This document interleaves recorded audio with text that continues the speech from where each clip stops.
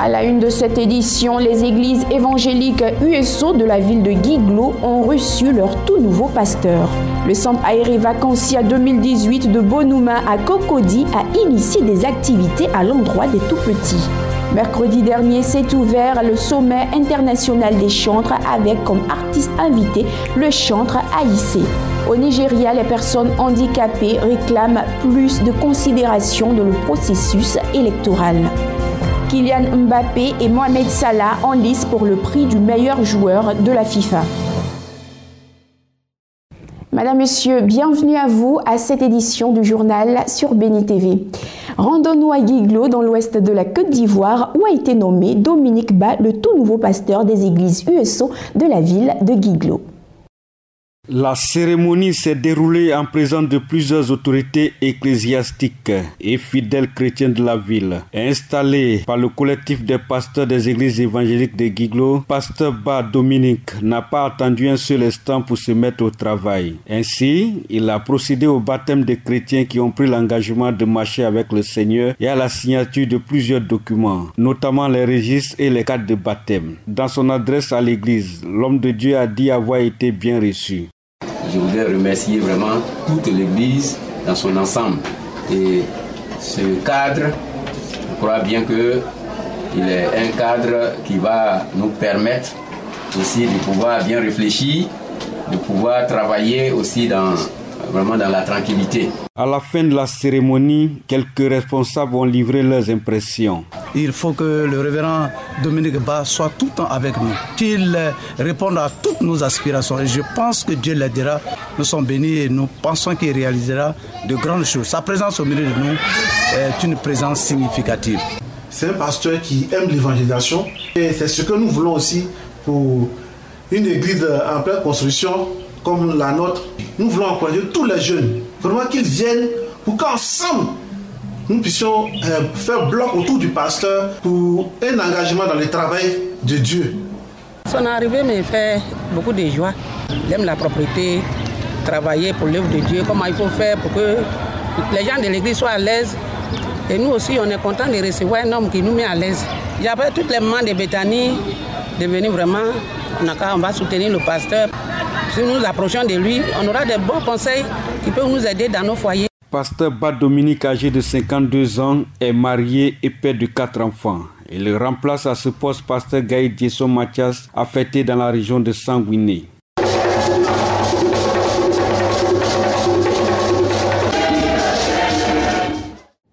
Après la proclamation des résultats du baccalauréat session 2017-2018, débute la période des vacances scolaires. À cet effet, le centre aérien Vacancia 2018 de la Riviera Bonouma a décidé d'initier des jeux à l'endroit des tout-petits. Ils sont plus d'une centaine d'enfants venus de divers horizons pour ce centre aéré de Bonouma dans la commune de Cocody. Ces tout petits, au-delà de l'amusement, viennent apprendre une série d'activités tout au long de la période des vacances scolaires. Des activités telles que la danse moderne, le slam, la poésie et autres. Écoutez maman, tu serais arrivé à temps pour le goûter de Bertrand.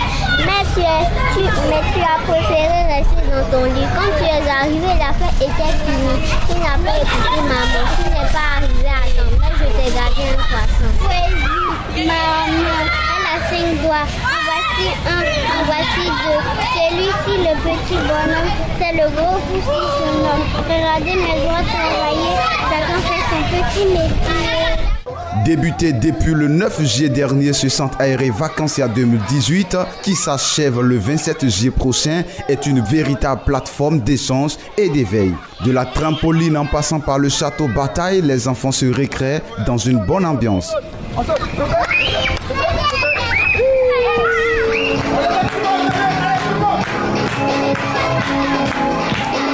Pendant les vacances, je viens au centre aéré, je suis en 4e et on apprend l'art plastique et la danse. Ce que j'ai préféré, c'est la danse africaine. Je passe de belles vacances au centre aéré, je me sens à l'aise, c'est intéressant. Et enfin, nous faisons des activités intéressantes comme le slam, la danse, la percussion. Jouer, c'est développer l'intelligence, le sens du jugement, l'imagination et la créativité des tout-petits. C'est l'objectif que se fit ce centre aéré Vacancia 2018 qui a vu le jour depuis 2011. L'importance là se situe à plusieurs niveaux. Déjà, l'enfant apprend à se socialiser parce qu'à la maison, il y a des enfants qui sont seuls. Or, quand il vient déjà au camp de vacances, il apprend à vivre avec les autres, à partager les jouets avec les autres. Ça, c'est déjà un avantage pour les parents. Voilà. Et puis, on sait qu'à Abidjan, les maisons sont petites. Les enfants n'ont pas d'espace de jeu. Or, vous avez constaté que le centre, il y a suffisamment de jeux, il y a suffisamment d'espace. Voilà. Nous sommes en train de travailler à tout ce qui rentre en ligne de compte dans un bon rendu de slam. Il y a la rétention, c'est-à-dire la mémorisation, la respiration, l'articulation. Donc c'est un ensemble de travail que nous faisons dans un premier temps pour asseoir la base du slam, du conte aussi, de tout ce qui est art oratoire. Et puis, puisque nous sommes maintenant à notre 3e séance, nous allons maintenant commencer à monter une sorte de fresque, un spectacle de fin pour une restitution. Voilà. Ayant un peu la nostalgie de l'enseignement, j'organise un centre aéré chaque année que j'ai appelé Vacancia. Donc le centre aéré Vacancia, le monde des bouts de chou. Voilà, chaque année, on a un espace, on met vraiment tout à la disposition des enfants, des châteaux que vous voyez là, des trampolines et surtout les activités comme la danse, la poterie, la peinture. Voilà. Et puis surtout un sport qu'on choisit chaque année. L'année passée c'était l'escrime, cette année c'est la capoeira pour permettre aux enfants de se défouler et tout ça. Ouvert il y a 7 ans, cet espace tenu par des spécialistes de l'éducation préscolaire est dédié aux enfants de 2 à 14 ans. Il a pour objectif premier de permettre aux enfants d'occuper sainement leurs vacances. Retour à la vraie adoration. C'est une invite du chantre AIC à l'ouverture du sommet international des chantres qui s'est tenu dans la nuit du mercredi à jeudi, ici même à Abidjan. Un reportage signé Jean-Cyril Djabi.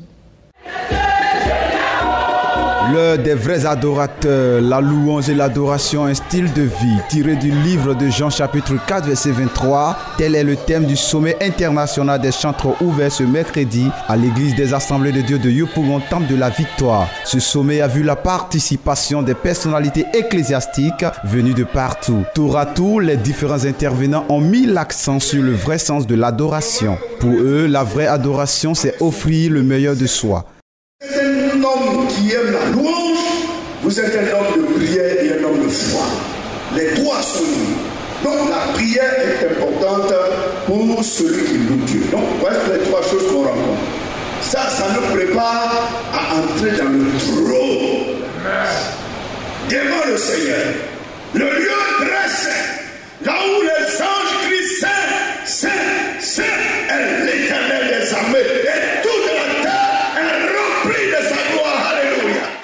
L'adoration est un véritable sacerdoce, un service spécial. Cette cérémonie d'ouverture a été marquée justement par la prestation de plusieurs groupes musicaux doués en la matière. Ils ont ainsi plongé le peuple de Dieu dans une atmosphère de prière, de louange et d'adoration.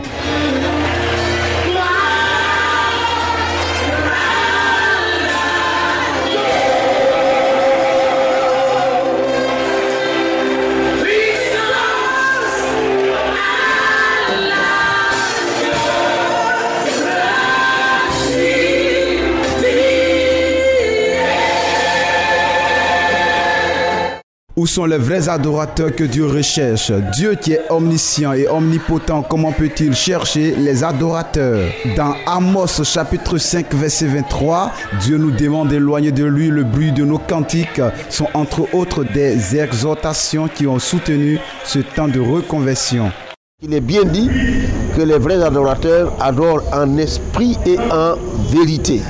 Cela est important que ceux qui veulent être des vrais adorateurs doivent veiller sur leur vie, leur comportement, leurs attitudes et se conformer à l'enseignement de la parole de Dieu. Aujourd'hui, nous voyons les gens confondent la louange et l'adoration. Les gens confondent les cantiques. Les gens croient que la louange et l'adoration, c'est les cantiques. Non, non.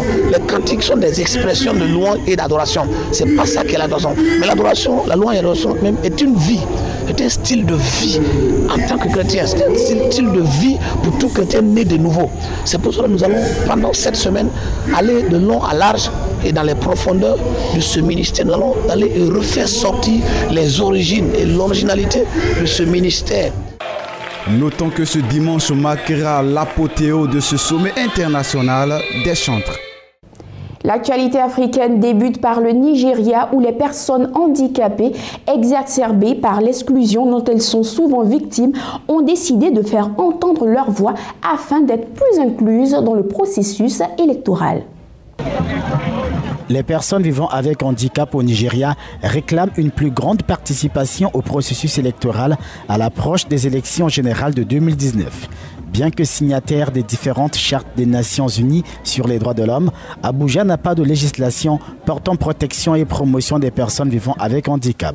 Nous sommes fatigués de l'exclusion, nous sommes fatigués de la marginalisation, nous sommes fatigués de l'impunité, nous sommes fatigués de la sous-représentation. Face à ces dénonciations, la commission électorale veut rectifier le tir. Nous avons travaillé à l'élaboration d'un cadre afin que les personnes handicapées aient accès au processus électoral. Nous travaillons sur ce cadre depuis 2016 et nous le faisons en collaboration avec la Joint National Association of Persons with Disabilities, un organisme protégeant les personnes handicapées.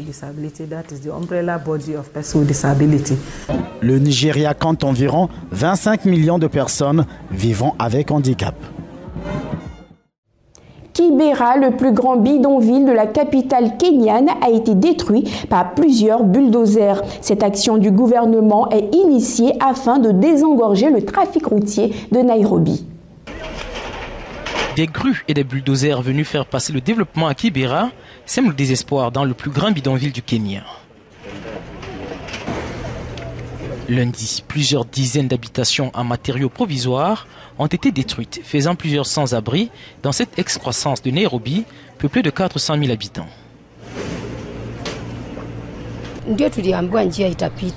Nous avons été informés que la route va être construite, mais que notre maison ne va pas être démolie.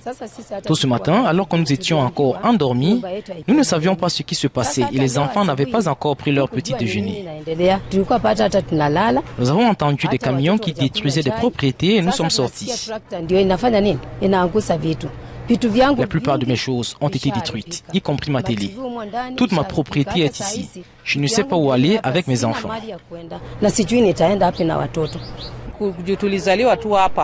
Nous sommes nés ici et nous tous savions que c'était notre terre. Mais Kibera n'a pas de titre de propriété et le gouvernement fera toujours ce qu'il veut.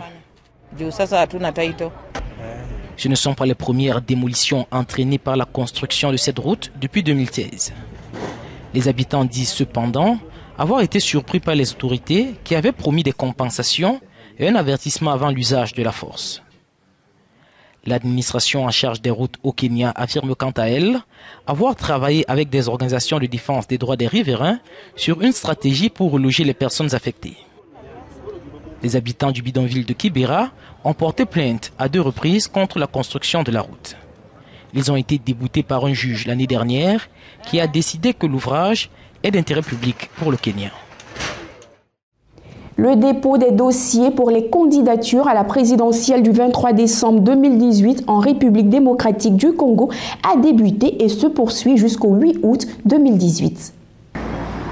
C'est à partir de ce mercredi et jusqu'au 8 août que les candidats à la présidentielle du 23 décembre en RDC doivent déposer leur dossier de candidature. Plusieurs opposants ont déjà fait savoir leur volonté de briguer la magistrature suprême, à l'image de Moïse Katumbi, même si le richissime homme d'affaires est actuellement sous le coup de plusieurs chefs d'accusation dans son pays. Son entourage annonce son retour au bercail le 8 août. Donc ce n'est pas un régime de gentils.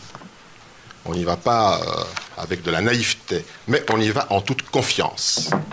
Parce que le droit est de notre côté, parce que la population est de notre côté et que tout ce qui pourrait arriver à Moïse Katumbi relèverait de la responsabilité personnelle de Joseph Kabila.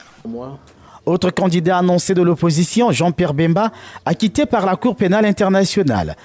Le président du MLC a d'ailleurs fait savoir qu'il regagnera son pays le 1er août afin de se présenter à la présidentielle, même s'il n'exclut pas une candidature unique de l'opposition. Je vous remercie en tout cas. Si nous voulons un nouveau régime dans ce pays, nous devons passer par une unité, un seul candidat au niveau de l'opposition. Et je milite pour qu'il y ait un seul candidat au niveau de l'opposition. Et bien sûr, si ce n'était pas moi je soutiendrais le candidat qui sera désigné par l'opposition, ça c'est clair. L'opposition congolaise ira-t-elle en rang dispersé? Kabila briguera-t-il un 3e mandat? Fin du suspense au plus tard le 8 août. Mohamed Al-Salak, le porte-parole du gouvernement d'union nationale libyen, a récemment annoncé que l'Italie décide de soutenir la réconciliation nationale dans son pays. L'Italie a réitéré son soutien aux efforts de réconciliation nationale en Libye et à l'aboutissement d'un processus politique consensuel, a indiqué à la presse à Tripoli le porte-parole du gouvernement d'union nationale, Mohamed Al-Salak, après l'entretien entre la ministre italienne de la Défense, Elisabetta Trenta, en visite dans le pays, et le chef du gouvernement d'union nationale, Fayez Al-Sarraj. Il a été question aussi de la coopération dans le domaine de la lutte contre la migration clandestine, l'appui aux centres d'accueil, la formation et l'équipement des gardes-côtes libyens et la marine libyenne. Ancienne puissance coloniale, l'Italie s'implique fortement dans les tentatives de rétablissement d'un État stable en Libye, mais surtout pour lutter contre les arrivées des migrants sur ses côtes. 80 morts et des dizaines de disparus, tel est le bilan de l'incendie qui a ravagé la station balnéaire de Mati en Grèce. Un bilan qui risque de s'alourdir car plusieurs corps n'ont pas encore été identifiés.